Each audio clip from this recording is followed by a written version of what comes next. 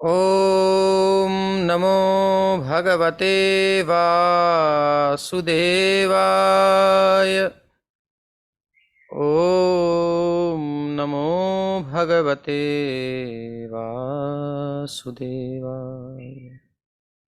ॐ नमो भगवते वासुदेवाय।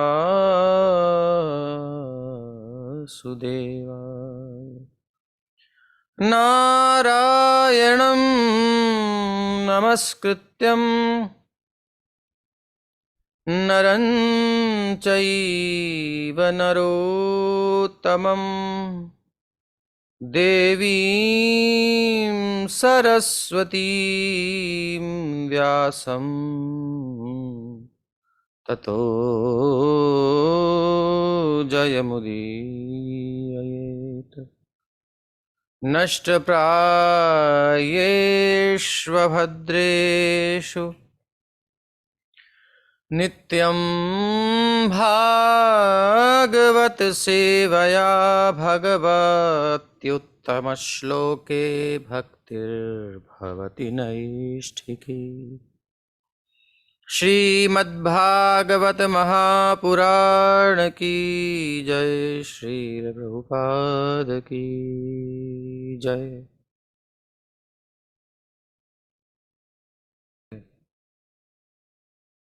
श्री नारद का प्राकट्य। आइए चौथे अध्याय में प्रवेश करें। नारद जी हरि गुण गाते वीणा बजाते हमारे बीच प्रकट होने वाले हैं इस अध्याय में।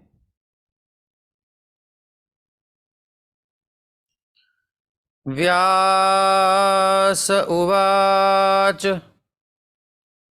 इति ब्रुवाणं संस्तूय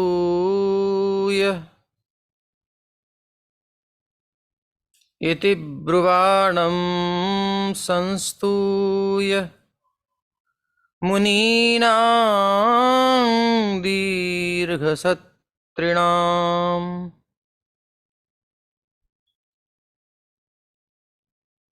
वृद्धः कुलपति सूतं बहुवृचः शौनको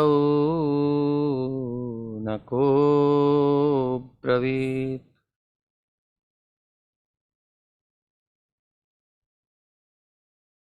चलिए हेमा माता जी पढ़िए। जी, श्लोक पढ़ना है प्रभु जी, अनुवाद। आपकी जैसी इच्छा। इति ब्रुवाणं संस्तूय मुनीनां दीर्घसन्त्रिणां वृद्धः कुलपतिसूतं बहवृचः शौनको ब्रवीत्। अनुवाद। सूत गोस्वामी को इस प्रकार बोलते देखकर दीर्घकालीन यज्ञोत्सव में लगे हुए समस्त ऋषियों में विद्वान तथा वयोवृद्ध अग्रणी शौनक मुनि ने सूत गोस्वामी को निम्न प्रकार संबोधित करते हुए बधाई दी। जब सूत गोस्वामी ने कथा कहने के लिए हामी भरी कि सोहम श्रावयिष्यामि यथाधीतम यथामति, जो हमने सुना था परंपरा से ध्यान पूर्वक जैसी हमारी योग्यता के अनुसार हमें धारण कर पाए हम आपको देने का प्रयास करेंगे। प्रसन्न हो गए सूत गोस्वामी के इस प्रकार बोलते देखकर, आनंद का संचार हो गया। शौनक मुनि बधाई देते हुए क्या कह रहे हैं ये श्लोक में बताया गया।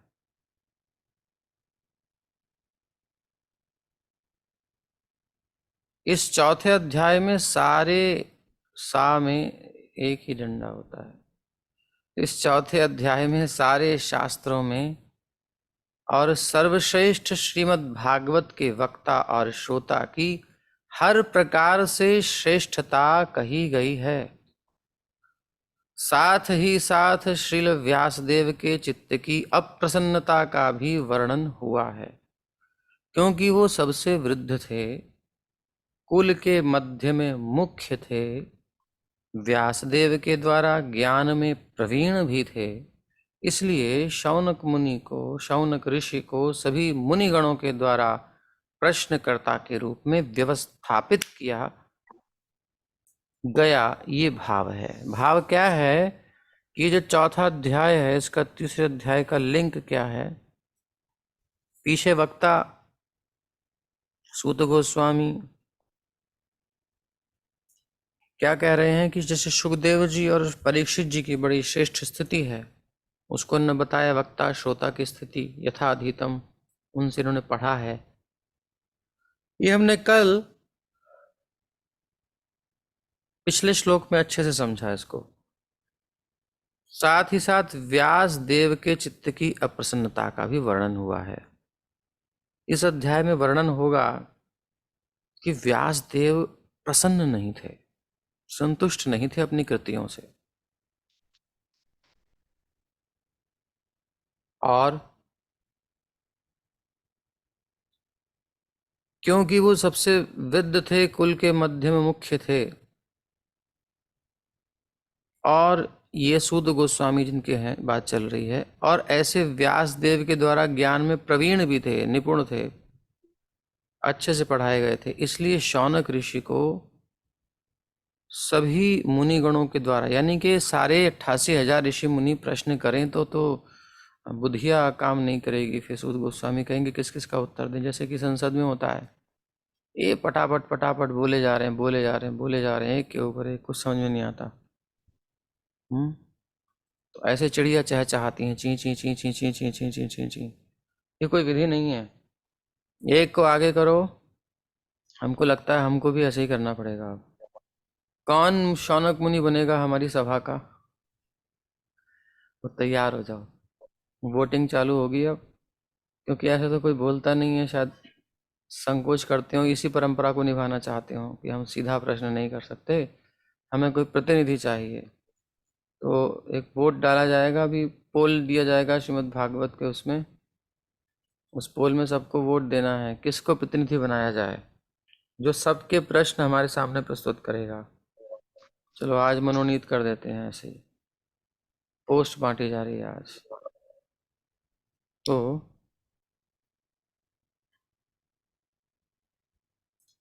तो व्यास देव जी के शिष्य सूत गोस्वामी जी को सुनने के लिए, उनसे प्रश्न करने के लिए एक व्यक्ति को नियुक्त किया गया, जो थे शौनक ऋषि। तो मुनिगणों के द्वारा प्रश्नकर्ता के रूप में व्यवस्थापित किया गया, ये भाव है। तो भाव ऐसा है, तो आप उनको सारे प्रश्न, अपनी सारी समस्याएं लिख के भेजिए, और वहाँ से समाधान मिलेगा। मनोनीत किए जाएंगे एक प्रतिनिधि, प्रश्नकर्ता, आपके प्रतिनिधि, जनप्रतिनिधि, और वो फिर यहाँ पर प्रश्न करेंगे, जैसे कि शौनक जी प्रश्न करते हैं। ठीक है, आगे चलते हैं। ये इस अध्याय का लिंक है, पीछे से यहाँ पर क्या बताया गया है। अब हमारी मैया पढ़ेगी। तात्पर्य। विद्वानों की सभा में जब भी वक्ता को बधाइयां दी जाती है और उनको संबोधित किया जाता है, तो बधाई देने वाले में निम्नलिखित योग्यताएं होनी चाहिए। उसे सभा का अग्रणी, सभापति तथा ज्येष्ठ व्यक्ति होना चाहिए। उसे विशद विद्वान भी होना चाहिए। श्री शौनक ऋषि में ये सारी योग्यताएं थी। अतः जब श्री सुद गोस्वामी ने श्रीमद् भागवतम को उसी रूप में सुनाने की इच्छा व्यक्त की, जिस रूप में उन्होंने सुखदेव गोस्वामी से सुना था तथा स्वयं भी उसे आत्मसात किया था, तो श्री शौनक जी उन्हें बधाई देने के लिए खड़े हुए। आत्मा अनुभूति का यह अर्थ नहीं होता है कि गर्व के कारण पूर्ववर्ती आचार्य का उल्लंघन करके कोई अपनी विद्वत्ता का प्रदर्शन करे। उसे पूर्ववर्ती आचार्य पर पूरा विश्वास होना चाहिए, और साथ ही साथ उसे विषय का ऐसा उत्तम ज्ञान होना चाहिए कि वह किसी विशिष्ट अवसर पर उस विषय को उपयुक्त ढंग से प्रस्तुत कर सके। कितना सुंदर वक्तव्य है। जी। तो अब विद्वानों की सभा में जब भी वक्ता को बधाइयां दी जाती हैं या उनको संबोधित किया जाता है, जैसे कि ये कर रहे हैं अभी, तो बधाई देने वाले में या संबोधित करने वाले में निम्नलिखित योग्यताएं होनी चाहिए। तो क्या होना चाहिए? सभा का अग्रणी सभापति होना चाहिए। तो यानी यहाँ इस मंच पर अब कोई प्रश्न स्वयं नहीं कर पा रहा है, संकोच है, मर्यादा जो भी है, तो क्या करना है कि हमें किसी एक को आगे करना पड़ेगा। और वो कौन होगा, वो आपस में आप एक बार चर्चा कीजिए, और या तो मनोनीत कीजिए, और नहीं तो फिर इधर से कुछ ना कुछ बताया जाएगा। तो उस एक व्यक्ति से आप सब अपनी अपनी चर्चा करो, वो हमसे चर्चा करेगा इस प्लेटफॉर्म पर। और इस प्रकार से सभापति बनाया जाएगा। ज्येष्ठ होना चाहिए, बड़ा भी, ज्ञान में भी, और विशुद्ध विद्वान होना चाहिए, विशद अच्छा खासा। और श्री शौनक ऋषि में ये सारी विशेषताएं थी, योग्यताएं थी। इसलिए सूत गोस्वामी ने जब श्रीमद् भागवत को उसी रूप में सुनाने की इच्छा व्यक्त की जैसा उन्होंने सुना था, तो शौनक जी उन्हें बधाई देने के लिए खड़े हुए। तो जब शौनक जी खड़े हुए तो किसी को जेलसी नहीं हो रही थी, एनु तो आगे कर देता है, सानू कुछ पुछिया नहीं, ऐसा उनको जलन नहीं हो रही थी। सब खुश हो रहे थे क्योंकि ये इनके रूप में हम ही खड़े हुए हैं। ये उनका भाव था, क्योंकि उन्हीं के प्रतिनिधि बन करके वो जा रहे हैं। तो जो आगे जाता है ना, जन प्रतिनिधि बन के, उसका भी कर्तव्य है कि जनता की आवाज़ को वो आगे तक पहुंचाए, उनकी बात को, उनके प्रश्न को, उनकी समस्याओं को पहुंचाए, जैसे नेतागिरी में होता है। लेकिन ये नेता लोग करते क्या हैं, वो जनता को हाथ जोड़ करके वोट लेकर के फिर चुप हो जाते हैं, फिर अपनी बात करते हैं, वो गलत है। लेकिन जो ऐसा करते हैं वो अच्छे नेता होते हैं। नेतृत्व करने वाला होना चाहिए, नेता तो गलत हो जाएगा, नेतृत्व। तो प्रतिनिधि बन करके जा रहे हैं। तो जब शौनक जी बधाई दे रहे हैं, कोई प्रशंसा कर रहे हैं, कुछ वक्तव्य दे रहे हैं, तो इतना सुंदर ढंग से करते हैं। और उसी में 88,000 ऋषियों का प्रतिनिधित्व करते हुए शौनक जी बोल रहे हैं, तो सब प्रसन्न हैं, दूर दूर तक सबके हाथ उठ रहे हैं, जय हो जय हो। ये ऐसा कुछ बचा बनाएंगे, यहाँ पर बनाइए कल से ही। तो तो हमको क्या करना है, आत्म अनुभूति का मतलब ये नहीं होता कि गर्व के कारण आचार्यों का उल्लंघन कर दे कोई। बोले हमको रियलाइजेशन हो गया और हमारा रियलाइजेशन कुछ अलग जा रहा है, या कुछ डिफरेंट होना चाहिए, अपन भी सिद्ध सिद्ध प्राणी हैं, तो पिछले वाले आचार्यों को थोड़ा इधर उधर कर दो, बस फिर गया। अपनी विद्वत्ता नहीं दिखानी चाहिए, उनके वक्तव्य को सिद्ध करने में अपनी विद्वत्ता दिखानी है कि जो उन्होंने कहा है किस प्रकार ठीक है। तो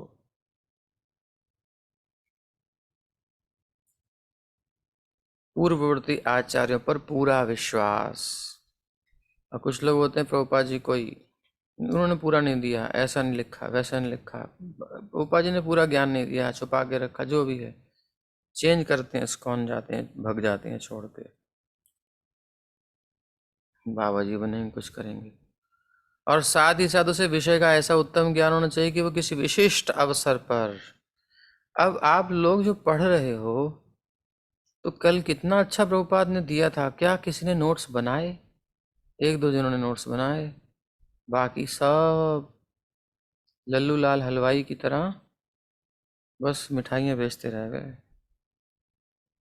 हम्म, रेवड़ी बंटते रह गए, कुछ नहीं करा। कुछ नहीं होगा ना ऐसे तो। अब फिर अवसर आएगा तो क्या करेंगे? प्रभु जी से हमने भागवत पढ़ी, हमने पूरी भागवत एक एक श्लोक पर चर्चा, बड़ी अच्छी चर्चा चलती थी। अच्छा कुछ बताएंगे? बोले बताएंगे क्या, हम लिंक दे देते हैं आपको, वहाँ सुन लेना, बस हो गया। तो फिर आपने क्या सुना, साल भर सुना, और तुमने एक श्लोक पर चर्चा नहीं कर सकते? बेकार ही पढ़ाया होगा इसको, बेकार। कोई छोड़ो, मुझे नहीं लेना लिंक। अगली बार से वो लिंक भी नहीं लेगा, वो कहेगा भगो यहाँ से। और आप अच्छे से एक्सप्लेन कर दोगे एक श्लोक जो आपने अच्छे से किया है, तो वो प्रभावित हो जाएगा और कहेगा अच्छा इतना सुंदर, हाँ लिंक दे, पूरी प्लेलिस्ट दे मुझे। तो आप फिर प्लेलिस्ट वहाँ जब दोगे तो वो सब सुनेगा। और ये विशिष्ट अवसर सामने आएगा, किसी विशिष्ट अवसर पर उस विषय को उपयुक्त ढंग से प्रस्तुत कर सके, ये स्थिति है।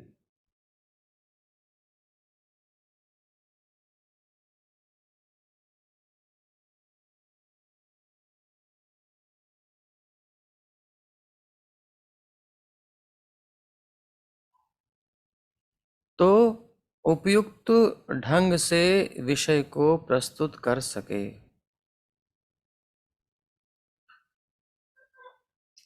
पिछले आचार्यों पर विश्वास, पूरा विश्वास, ये बहुत इम्पोर्टेंट है। यहाँ से जो रेड में अब दे रखा है ये बहुत ही जरूरी है। आत्म अनुभूति, कुछ हमको थोड़ी बहुत रियलाइजेशन होती है तो एक ईगो आ जाता है, समझ लो 0/100 है, माइनस मार्किंग और हो सकती है। रियलाइजेशन आने के बाद दैन्य आता है। इसलिए पहला रियलाइजेशन ये होता है कि हमसे बड़ा नीच कोई नहीं है। रियलाइजेशन के पथ पर जब हम चलते हैं, सबसे पहला रियलाइजेशन ये आना चाहिए कि हम जैसा धूर्त कोई नहीं है, रास्कल कोई नहीं है, नीच कोई नहीं है। मौसम कौन कुटिल खल कामी, ये हम अपनी बात नहीं कह रहे, अपने मन से नहीं कह रहे, ये सबका अनुभव है। पहले खुद की निम्नता, हेयता, तुच्छता का अनुभव होता है। ये आत्मानुभूति का प्रथम सोपान है। ये हुई नहीं और हम आगे पहुंच गए, अरे हमको तो ये रियलाइजेशन हुआ, बोले रात शाम सपने में आए। अच्छा, क्या किया? दहिया पी गए सररररररर। अच्छा जी, जब रे शाम मेरी खिड़की खोली, अच्छा, खिड़की बोली चररररररर, रात शाम सपने में आए। अच्छा जी, इतनी अनुभूति हो गई आपको? बोले अब तो हम लीला में प्रवेश कर गए बस, और अभिमान बढ़ गया, ईगो बढ़ गया, हो गया काम। कुछ नहीं हुआ, सपना देख लिया होगा तुमने, माया ने दिखाया होगा ताकि तुमको अहंकार हो जाए। अनुभूति, आत्म अनुभूति का अर्थ मतलब आत्म अनुभूति में प्रथम सोपान स्वयं की दैन्यता, तुच्छता, दैन्य उत्पन्न होता है, फिर आगे रियलाइजेशन शुरू होते हैं। और गर्व के कारण पूर्ववर्ती आचार्यों का उल्लंघन करे, ऐसे कुछ लोग हैं। प्रभुपाद को इधर उधर सब गुरुजनों को भी उल्लंघन करके ये कुछ नहीं रखा, हमने गुरु को त्याग दिया। अच्छा, इस्कॉन की ड्रेस नहीं त्यागी, इस्कॉन का तिलक नहीं त्यागा, इस्कॉन का नियम कानून नहीं त्यागा, लेकिन गुरु जी को त्याग दिया इस्कॉन के। और आचार्यों पर जा रहे हैं जो अभी के बिल्कुल निकट के आचार्य हैं, उनकी वाणी पर विश्वास नहीं, पहुंचेंगे पुराने आचार्यों पर। और हमने पिछले 3 श्लोकों में भागवत के प्रथम स्कंद के देखा किस प्रकार से अन्य आचार्यों को सार को प्रभुपाद जी प्रस्तुत कर रहे हैं, कोई कॉन्ट्रडिक्शन नहीं है। मगर जिसकी बुद्धि गर्वित हो जाए, भ्रष्ट हो जाए, वो फिर अपना अलग ही पंथ चलाता है। अब स्वयं में दम नहीं होता, इसलिए कुछ ना कुछ चिन्ह रख लेता है परंपरा के, ताकि लोग अट्रैक्ट होते रहें और मेरी रोटियां सिकती रहें। तो भैया ऐसे लोगों से दूर रहो जो अपनी विद्वत्ता का प्रदर्शन करते हैं। उसे पूर्ववर्ती आचार्य का पूरा विश्वास होना चाहिए, ये नहीं कि नहीं होना चाहिए। और साथ ही साथ ये जरूरी है कि हमको बहुत विश्वास है, जय प्रभुपाद प्रभुपाद प्रभुपाद, जय जय प्रभुपाद, श्री प्रभुपाद की जय। खूब जोर जोर से जय कर रहे हैं। और पूछा गया, वो प्रभु जी वो मुझे, मेरा थोड़ा काम था, और प्रभु जी मैं थोड़ा सेवा है मेरी, प्रभु जी थोड़ा मुझे वो कैसे होगा? ऐसे ही इधर उधर भगेंगे हम साइड लेकर के? विश्वास से थोड़ी होगा, खाली विश्वास है तो फिर उस बात को पढ़ो भी। प्रभुपाद जी कह रहे हैं what can I do for you, if you मेरी बुक नहीं पढ़ोगे भैया तो मैं क्या करूं तुम्हारे लिए। इसलिए साथ ही साथ उसे विषय का ऐसा उत्तम ज्ञान होना चाहिए कि वो किसी विशिष्ट अवसर पर, ऐसी परिस्थिति में जब उसको जरूरत पड़े, प्रभुपाद की बात कोई कहे, तुम प्रभुपाद के मिशन से हो, इस्कॉन से हो, तुम गौड़ीय संप्रदाय से हो, बड़े तुम्हारी फिलॉसफी बहुत बड़ी ऊंची बताते हो, अचिंत्य भेदा भेद तत्व क्या है? बोले वो कुछ नहीं, वो चिंतन से परे, इसलिए हमारे चिंतन में आ नहीं रही है, हम थोड़ा जा रहे हैं। हो गया काम, खत्म कहानी। तो उस विषय को उपयुक्त ढंग से प्रस्तुत कर सके तब तो है, नहीं तो जीवन व्यर्थ है। आगे चलो जी।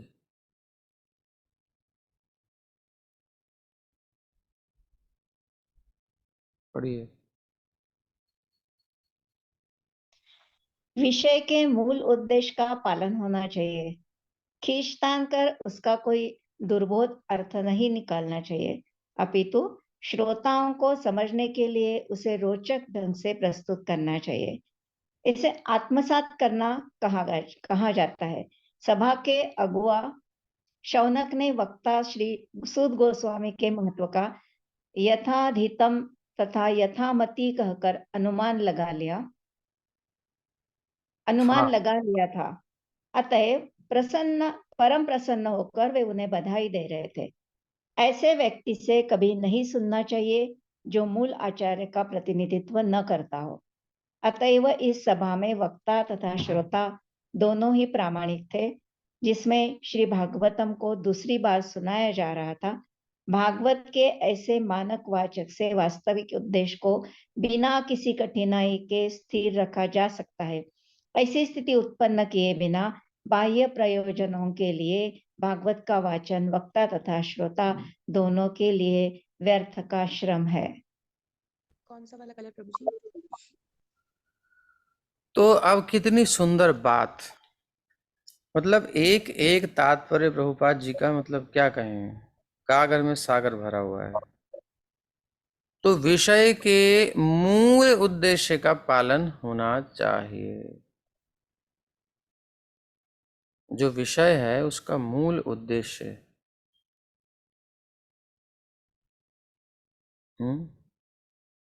मूल उद्देश्य, उद्देश्य क्या है? उद्देश्य और एक मिनट पॉइंट। तो विषय के मूल उद्देश्य का पालन होना चाहिए। जो विषय चल रहा है उसका उद्देश्य क्या है? कोई चर्चा चल रही है हमारी, उसका उद्देश्य क्या है? उस उद्देश्य को पकड़ के हमें चलना है। अच्छा, भागवत का उद्देश्य क्या है? क्या उद्देश्य है? ये अगर मिस हो गया तो हमारी सारी चर्चा श्रोता और वक्ता दोनों के लिए श्रम, व्यर्थ का श्रम है सबसे नीचे। और आप देखो, भागवत करने वाले और भागवत सुनने वाले, जो भारत में बड़ी प्रसिद्ध कथाएं होती हैं, कितने श्रोताओं को भागवत का उद्देश्य पता है? भागवत का जो विषय है, दशमस्य विशुद्धर्थम नवानामिह लक्षणम, दशम तत्व पर किसका फोकस कितना है और नवों को कौन लेकर के चल रहा है, पता ही नहीं है। 10 विषय भागवत की कथा सुन रहे हैं जन्मों जन्मों से, ऐसा लगता है। ये भी है। तो भागवत का उद्देश्य क्या है? वेद नहीं थे क्या? पुराण नहीं थे क्या? उपनिषद नहीं थे क्या? महाभारत नहीं थी? इतना सब विस्तार कर दिया, ब्रह्म सूत्र दे दिया, सबका सार समाहार फॉर्मूला दे दिया। अब भी फिर भागवत को क्यों प्रकट कर रहे हैं? उद्देश्य, उसका उद्देश्य क्या है? मूल उद्देश्य क्या है? ये सब हम पीछे सुन चुके हैं और हमारी टिप्स पर होना चाहिए, हमें याद होना चाहिए। विषय के मूल उद्देश्य का पालन होना चाहिए। खींच तान कर उसका कोई दुर्बोध अर्थ नहीं निकालना चाहिए। एक तो खींचातानी करो, उद्देश्य को पकड़ के अर्थ करोगे ना तो कभी भी गड़बड़ नहीं होगी। सेंटर पॉइंट को पकड़ के रखेंगे, कितने सर्कल बना लो कभी क्रॉस नहीं करेंगे एक दूसरे को। सेंटर पॉइंट मिस कर दिया तो गए। कभी कभी क्या होता है, बच्चे होते हैं, उनसे सर्कल बनाने में बड़ी प्रॉब्लम होती है। बेचारों की प्रकार की नोक थोड़ी सी हिल जाती है और फिर वो पेंसिल पे जोर चला जाता है, प्रकार की नोक पर जोर रह नहीं पाता सेंटर पर। सो फिर सर्कल टेढ़ा मेढ़ा हो जाता है, थोड़ा सा टेढ़ा मेढ़ा होकर फिर काटने लगता है एक दूसरे को, ऐसा।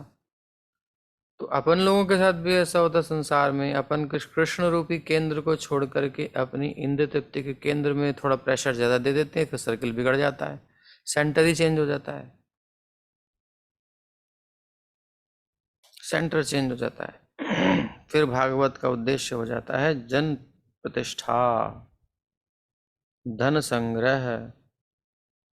अब फिर वो खींच तान कर कोई अर्थ निकालेगा। मेरा काम बनता कैसे बनता, वैसे भागवत का उपयोग करो।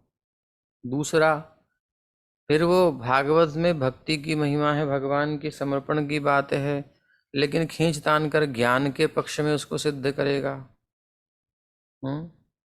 हाँ ठीक है पहले से। तो इस प्रकार से ये बात है।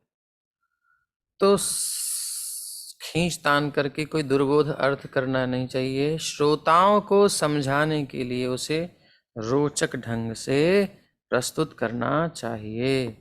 ये यहाँ पर निर्देशन है प्रभुपाद जी का। तो जैसे माँ कहती है बच्चे को, बेटा खा ले, एक बार खा के देख, एक बाइट खा के देख, कितना सोना बने, आहा कितना स्वाद लगता है, कितनी सुगंध आंधी पई है। मतलब उसे रुचाती है कि खा ले, ये थोड़ा इसको लग जाए। तो अब उसमें भी एक्सपर्टी चाहिए। बच्चे आजकल के स्मार्ट हो गए हैं, तो उनको उनकी भाषा में समझाना चाहिए। तो ये सब चीज़ें माएँ जानती हैं बच्चों को कैसे करना है। तो इस प्रकार से एक वक्ता को भी श्रोताओं के हृदय तक उतारने के लिए बहुत कुछ करना पड़ता है। उद्देश्य, लेकिन वही विषय का मूल उद्देश्य का पालन होना चाहिए। सेंटर नहीं भूलना है, ये नहीं कि रिझाने में चल गए या फिर जो उसी में खो गए जा करके। ना ना ना ना, उद्देश्य को पकड़ के। उद्देश्य क्या है ये पीछे हम सुन चुके हैं। ब्रह्मा जी ने नारद जी को पकड़ाई भागवत, कहा चलो बेटा कथा करो जी पिताश्री। तो कैसे करना है, बोले सेंटर रखना है और फिर सर्कल बनाए जाओ, कोई बात नहीं। तो सेंटर क्या है कि सर्वात्मन्यखिलाधारे इति संकल्प वर्णय। सर्व की आत्मा, सबके आधार एक भगवान है, उनमें लोगों की रति हो, मति लगे, उनमें भक्ति हो। ये मन में सेंटर रख करके, विषय का मूल उद्देश्य रख करके फिर आप बोलो जो बोलना है।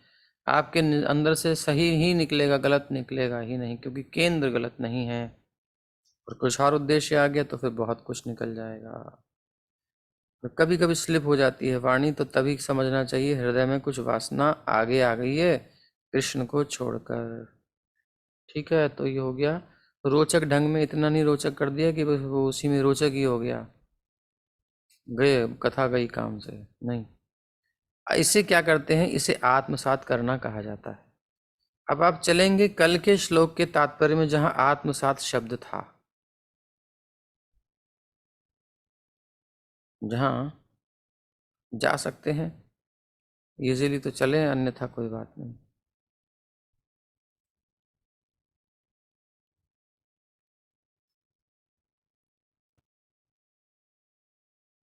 तो ये कल के श्लोक में तीसरे अध्याय के अंतिम श्लोक के तात्पर्य में प्रभुपाद जी इस आत्मसात का उपयोग कर रहे थे, ये अभी भी हैं।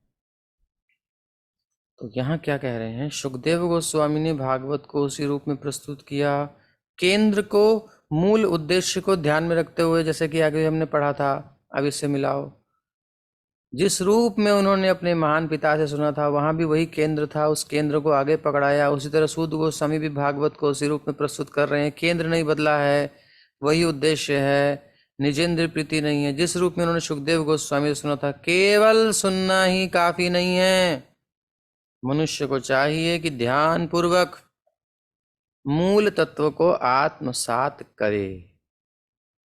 कहा था आत्मसात करे, तो आत्मसात करे का एक्सप्लेनेशन आज के श्लोक में दे रहे हैं कि वो अगर आत्मसात कर लिया है तो फिर उसे कहीं भी डाल दो, वो निकल जाएगा, वो उसे क्लियर कर देगा। उसने पी लिया है, उसे सोख लिया है, अंदर बसा लिया है अपने भागवत के उपदेश को। तो निविष्ट शब्द बताता है कि सूत गोस्वामी ने भागवत के रस को अपने कानों से पिया, उसे उतार लिया अंदर। अब सीधा उसी स्लाइड पे हम चलेंगे जो चल रही थी। तो इस स्लाइड में हमें क्या देखा, प्रभुपाद जी कह रहे हैं इसे आत्मसात करना कहा गया है। ये अंडरलाइन हो सकता है तो अच्छी बात है। इसे आत्मसात करना कहा जाता है। क्लियर हो गया, आत्मसात किया था पीछे और यहाँ आत्मसात हो गया, ये बात है। सभा के अगुआ शौनक ने वक्ता श्री सूत गोस्वामी के महत्व का यथाधीतम यथामति कहकर अनुमान लगा लिया था कि कितने गंभीरता से, कितनी सरलता से, सहजता से, अहंकार रहित होकर के जो है ये कार्य कर रहे हैं। दैन्यता कितनी है इनके अंदर। यथाधीतम यथामति, अहम भाव नहीं आया। जैसे कि प्रभुपाद जी ने कहा, गर्व नहीं करना चाहिए। पीछे इससे पिछले वाले स्लाइड में जो था, तो गर्व के कारण, अनुभूति का अर्थ नहीं कि गर्व के कारण, तो ये जो था, ठीक है, आप चलिए वहीं। तो इनके अंदर गर्व नहीं है। कह रहे हैं कि देखो जितनी मेरी अध्ययन हो पाया और जितनी मेरी मति थी मैं उतना पी पाया, बहुत है, मैं कितना कर सकता हूँ, लेकिन जितना भी मिला मैं उसको ऐसे ही सुनाऊंगा आपको। दैन्य है, गर्व नहीं है, और केंद्र भी है इनका, मूल उद्देश्य से भटके नहीं है। तो अनुमान लगा लिया शौनक जी ने कि ये बिल्कुल ठीक सुनाएंगे। इसलिए परम प्रसन्न होकर उन्हें बधाई दे रहे थे। ऐसे व्यक्ति से कभी नहीं सुनना चाहिए जो मूल आचार्य का प्रतिनिधित्व न करता हो। हमारे प्रभुपाद जी अंतर्राष्ट्रीय कृष्ण भावनामृत संघ के मूल आचार्य हैं, और इनमें सारे आचार्य समाहित हैं, क्योंकि प्रभुपाद जी अपने घर की कोई बात नहीं कर रहे हैं। प्रभुपाद जी समस्त आचार्यों की उसी बात को आज के परिवेश में कैसे प्रस्तुत करना है ये प्रयास कर रहे हैं। जैसा कि पीछे हमने देखा ही, श्रोताओं को समझाने के लिए उसे रोचक ढंग से प्रस्तुत करना चाहिए।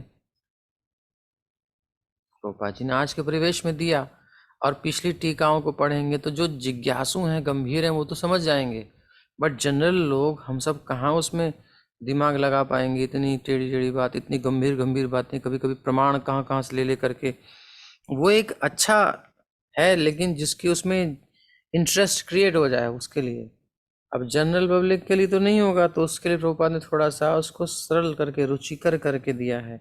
और फिर प्रभुपाद ने ये नहीं कहा कि मेरी भागवत ही पढ़ के संतुष्ट हो जाओ। उन्होंने कहा कि अगर आप अच्छे से पढ़ना चाहते हो तो तुमको आचार्यों की टीकाओं को पढ़ना चाहिए। तो पहले प्रभुपाद की बुक्स को समझ करके, पढ़ करके, फिर हम आगे बढ़ सकते हैं, आचार्यों की टीकाओं को एक्सप्लोर कर सकते हैं।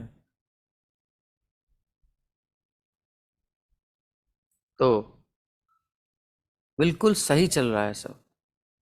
तो जो प्रभुपाद को हटा दे अपनी लाइफ में से, प्रभुपाद की बात को न माने और अपनी चलाए, तो फिर वो क्या कर रहा है उससे कभी नहीं सुनना चाहिए। लेकिन कुछ लोग नहीं, बहुत से लोग हैं ऐसे लोगों को सुनते हैं जो इस्कॉन छोड़ के भग गए हैं। मतलब भगने का मतलब प्रभुपाद जी से दूर हो गए हैं। प्रभुपाद को यदि पकड़ रखा है फिर भी हम उसे स्वीकार कर सकते हैं, क्योंकि किसी कारण से, किस बात से उसे अलग होना पड़ा या क्या हुआ। एक बड़े गंभीर इशू है आजकल, तो ये वो मैनेजमेंट से परेशान है या किसी और चीज़ से, किसी गलत बात से, चलो ठीक है मान लिया, उसमें हम नहीं जा रहे। लेकिन प्रभुपाद को तो कम से कम तुम नहीं नेगलेक्ट कर सकते ना। तो जो प्रभुपाद को भी नहीं मानता उससे तो बात ही करना नहीं चाहिए, सुनना ही नहीं चाहिए। बस हम तो इतना जानते हैं, ऐसे व्यक्ति से कभी नहीं सुनना चाहिए जो मूल आचार्य का प्रतिनिधित्व न करता हो। तो प्रभुपाद जी सब आचार्यों का प्रतिनिधित्व कर रहे हैं, इसलिए हमारे लिए तो वही है। अतएव इस सभा में वक्ता और श्रोता दोनों ही प्रामाणिक थे, जिसमें श्रीमद् भागवत को दूसरी बार सुनाया जा रहा था। भागवत के ऐसे मानक वाचन से वास्तविक उद्देश्य को बिना किसी कठिनाई के स्थिर रखा जा सकता है।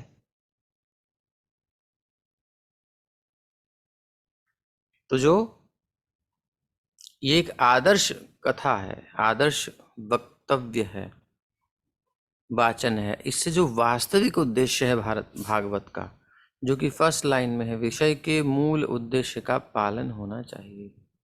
जो वास्तविक उद्देश्य है उसको बिना किसी कठिनाई के स्थिर रखा जा सकता है, यानी ये उद्देश्य खत्म नहीं होगा। ऐसी स्थिति उत्पन्न किए बिना अब हम बाहरी प्रयोजनों के लिए, अब दुनिया में चलती है काय के लिए जी, बोले ये काम करवाना है, वो काम करवाना है, इसका नाम कमवाना है, धन कमाना है, ये काम हो जाए, वो भागवत इसलिए करा रहे हैं, इसलिए कर रहे हैं। करने और कराने वाले तो बाह्य प्रयोजनों के लिए भागवत का वाचन, वक्ता और श्रोता दोनों के लिए परिश्रम है। बहुत परिश्रम किया प्रभु, इतना खर्चा हुआ, हम रात भर सो नहीं पाए, कई रात हमारा काम लगा रहा, हमने बिजनेस भी बंद किया प्रभु, हम दिन रात लगे रहे। अच्छा कथा सुनी? बोले कथा सुनने को कहाँ, नींद आती थी, थक जाते थे तो। और कथा में कुछ पकड़े? बोले क्या पकड़े, कुछ नहीं पकड़े। पकड़वाए हम लोगों को, बहुत पकड़वाए। लोगों को तो क्या पकड़ना है जब खुदा ही नहीं पकड़ा। तो बस यही है, श्रम करते हैं लोग मोस्टली। अरे भाई जब कथा का आयोजन हो तो सुनना चाहिए, पहले प्रामाणिक वक्ता देखना चाहिए, फिर प्रामाणिक श्रोता बनना चाहिए, और तब कथा का रसास्वादन होता है। अदरवाइज प्रामाणिक वक्ता नहीं है तो श्रोता प्रामाणिक नहीं है, तो फिर वहाँ तो प्रणाम कर लो दूर से, दंडवत प्रणाम। अपन जाते अपने गाँव, आम्ही जाची आमच्या गावा, आम्ही राम राम ध्यावा। हरे कृष्णा। तो यहीं पर विश्राम होता है, आगे कुछ है नहीं इस श्लोक में, तात्पर्य में। श्रीमद्भागवत महापुराण की जय। श्रील प्रभुपाद की जय। धर्मः स्वनुष्ठितः पुंसां विश्वक्सेन कथासु यः नोत्पादयेद्यदि रतिं श्रम एव हि केवलम्। श्रम एव हि केवलम्। श्रम एव हि केवलम्। केवल श्रम ही श्रम है और कुछ नहीं है। हरे कृष्णा।